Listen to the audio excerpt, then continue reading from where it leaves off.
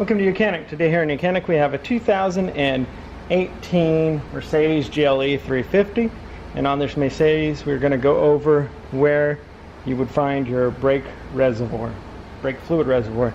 It's under this cover here, so you just need to pop this cover off, this panel, and just pop it up and move it out, and now we'll have access to our brake fluid reservoir and be able to see if we need to add brake fluid or not.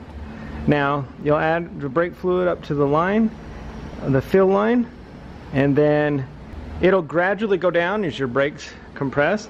But if it doesn't, if it's going down a lot, then you're going to know that you have a brake leak of fluid somewhere. But if you need to add fluid, you'll remove this cap, clean it off, debris, remove this cap, and make sure that you put .4+ in here. So just remove the cap and then be able to re-tighten it and put it back on. And then put your cover back on by snapping it in place up at the top and pressing it down.